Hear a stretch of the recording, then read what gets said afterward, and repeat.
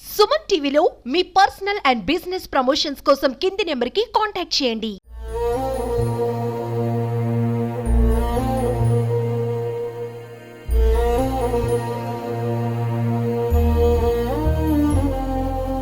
నా పిల్లగాళ్ళు ఎలా ఉన్నారని కూడా తెలియదు సార్. నా కళ్ళతో కూడా చూసుకోలేదు సార్. నాకు నేను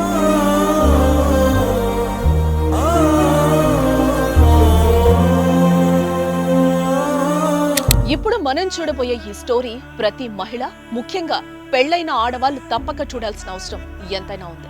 అలాగే భార్యను చులకనగా చూసే భర్తలు కూడా చూడాలి. ఎందుకంటే సమాజంలో బంధాలు ఏ విధంగా విచ్ఛిన్నమవుతున్నాయో నిత్యం మనం చూస్తూనే ఉన్నాం. ముఖ్యంగా భార్యాభర్తల సంబంధాలైతే రోజు రోజుకి బలహీనంగా మారుతున్నాయి. భర్త నచ్చక భార్య, భార్య నచ్చక భర్త వివాహేతర సంబంధాలు పెట్టుకుంటూ ప్రాణాల మీదకు తెచ్చుకుంటున్నారు. చిన్న చిన్న తప్పులకే విడాకులు తీసుకుంటున్నారు. మనస్పర్ధల కారణంగా మనస్ఫూర్తిగా మనువాడిన వారిని పొట్టన పెట్టుకుంటున్నారు. వారందరికీ ఈ మహిళ జీవితం ఓ పాఠమవుతోంది. ఎలాగో ఎందుకో ఇప్పుడు చూద్దాం.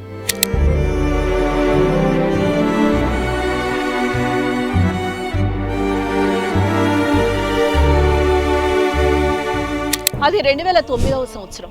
సూర్యాపేట జిల్లా చివేముల మండలం వట్టికమ్మం పహాడ్ గ్రామం. ఈ గ్రామంలో షేక్ నజీముద్దీన్ అనే 6 అడుగుల ఆజానుబాహుడుండేవాడు. ఎలక్ట్రీషియన్ పనిలో రాటుదేలి చుట్టుపక్కల గ్రామాల్లో మంచి పేరు తెచ్చుకున్నాడు. పెళ్లిడికొచ్చిన అతడి కోసం కుటుంబ సభ్యులు పెళ్లి సంబంధాలు వెతకసాగారు. ఈ క్రమంలో కోదాడ మండలం తమ్మేర గ్రామానికి చెందిన షాహిన్ని చూశారు. ఇద్దరు ఒకరికొకరు నచ్చారు. పెద్దల సమక్షంలో పెళ్లి కుదుర్చుకున్నారు. 2009 మే 20వ తేదీన ఘనంగా పెళ్లి చేసుకున్నారు. కోటి ఆశలతో ఆనందంగా అత్తింట్లో అడుగుపెట్టిన షాహీన్ జీవితంలో కొత్త వెలుగులు నిండాయి. అందగాడైన భర్త దొరికినందుకు ఎంతో సంతోషించింది. కానీ ఆమె జీవితంలో వెలుగులు చీకటిగా మారేందుకు ఎంతో సమయం పట్టలేదు. సరిగ్గా పెళ్లైన 7 నెలలకే ఆమె కలలు కల్లలయ్యాయి. అందగాడైన తన భర్త అంధుడయ్యాడు.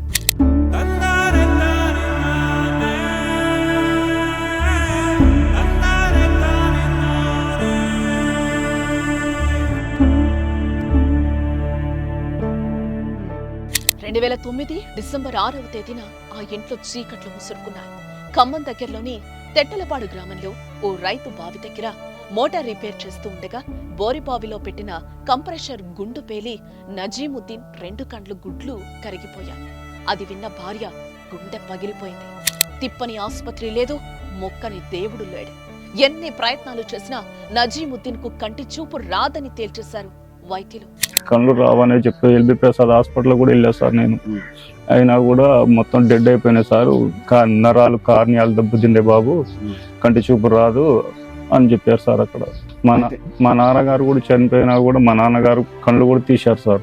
తీసానా కూడా పెట్టిద్దామన్నా కూడా లోపల కార్నియాలు దెబ్బతిని పోయినాయని చెప్పారు సార్.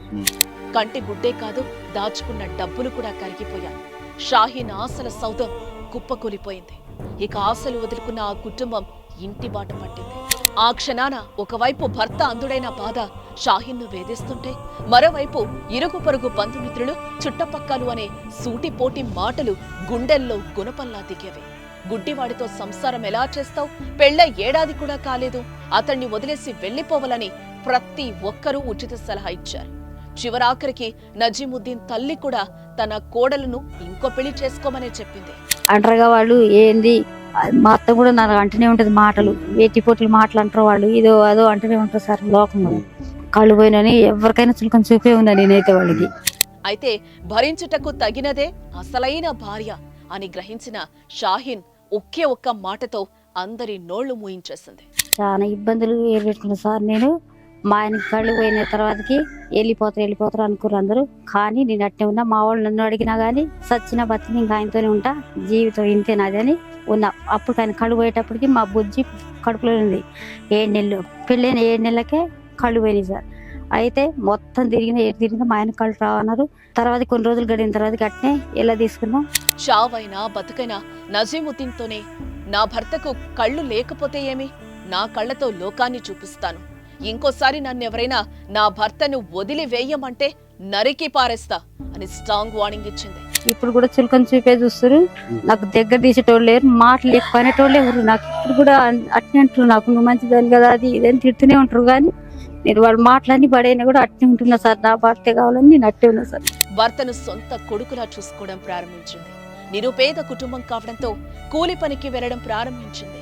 తనకు రాని పనిని పట్టుబట్టి నేర్చుకుంది. నేను కూలికి వెళ్తా, నాట్లకి ఇట్లా వెళ్తా, పళ్ళ ఇట్లా కలుపులకి అవి వీటికి వెళ్ళి అవి తెచ్చుకొని పైసలు పిల్లగాళ్ళకి వెళ్ళ తీసుకుంటాను నేను. భర్త పట్ల ఇల్లాలుకున్న ప్రేమ అనుబంధం గుర్తించిన ఆ గ్రామ ప్రజలు ఆమెకు సపోర్ట్ చేయడం ప్రారంభించారు.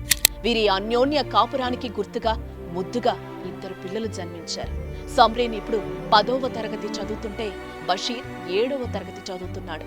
అయితే ఇన్నాళ్ళు షాహీన్ రెక్కల కష్టంతో నడుస్తున్న ఈ కుటుంబానికి ఇప్పుడు పెద్ద ఆపద ఎదురైంది. కన్న పిల్లగాళ్ళు చూసుకోలేదన్న బాధ ఉంది సార్ నాకు. అదే కళ్ళు ఉంటే నా పిల్లగాళ్ళని ఉన్నంత చదువులు చదివించేవాడిని అన్న బాధ ఉంది సార్ నా కడుపులో. నా పిల్లగాళ్ళు ఎలా ఉన్నారని కూడా తెలియదు సార్. నా కళ్ళతో కూడా చూసుకోలేదు సార్ నాకు. నేను నజీముద్దీన్ కు ఆరోగ్యం సరిగా ఉండటం లేదు. పిల్లలు పెద్దవారవుతున్నారు. షాహీన్ ఒక్కతే కూలికెళితే పూట గడవటం లేదు. కళ్ళు లేకున్నా షాహీన్ కష్టాన్ని మనోనేత్రంతో చూస్తున్న నజీముద్దీన్ తన భార్యకు ఇకనైనా కష్టాల కడల నుంచి తప్పించాలని తపిస్తున్నాడు. తన పరిస్థితి చూసి ప్రభుత్వం ఏదైనా సాయం చేయాలని కోరుతున్నాడు. కిరాణా షాపు లాంటిది ఏదైనా పెట్టిస్తే కష్టపడకుండా తమ కాపురాన్ని కాపాడుతుందని కోరుతున్నాడు. ఇల్లు కూడా గట్టిగా లేదు. వర్షం వస్తే కురుస్తుంది జరగ. ఇల్లు కూడా గట్టిగా చేపియాలి. ఏదన్నా ఒకటి కిరాణం ఏదన్నా పెట్టించుకుంటే జీవనోపాధి గడుస్తుంది సార్. ఏదన్నా ఒకటి నా పిల్లగాళ్ళ ముఖం చూసి, నా భార్య ముఖం చూసి, నా ముఖం చూసి ఏదన్నా జీవనోపాధి కోసం నాకు ఏదన్నా ఆర్థిక సాయం చేయాలని కోరుకుంటున్నాను సార్. ఒకవైపు బిడ్డ పెళ్లిడుకొస్తుందని, కనీసం ఉండటానికి ఇల్లు కూడా లేదని బాధపడుతున్నారీ ఆదర్శ దంపతులు.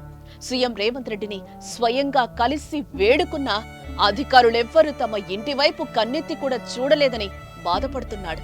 దాతలెవరైనా తనకు సాయం చేసి తన భార్య కష్టాన్ని తగ్గించమని వేడుకుంటున్నాడు. యనమల రేవంత్ రెడ్డి గారి సార్ని కూడా కలిశాను.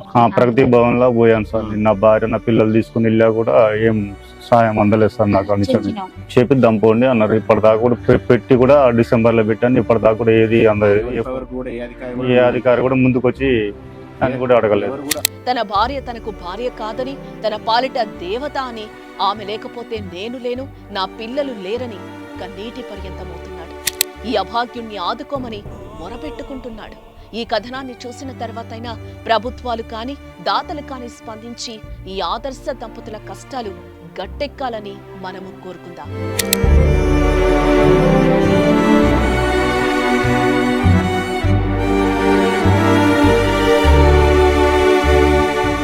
ఏదేమైనా భర్తే తన ప్రాణమని తలచి కారేషు దాసి కరణేషు మంత్రి భోజేషు మాత శయనేషు రంభగానే కాక మగవాని బతుకులో సగపాలు తనదిగా జీవితాన్ని అంకితం చేసి మగని మంచి కోసం పడే ఆర్తిలో సతిని మించగలరా మరే ఆప్తులు అని నిరూపించిన షాహీన్ కు సుమన్ టీవీ తరపున హ్యాట్సాప్ చెప్తున్నా. మరి మీరేమంటారో కామెంట్ చేయండి.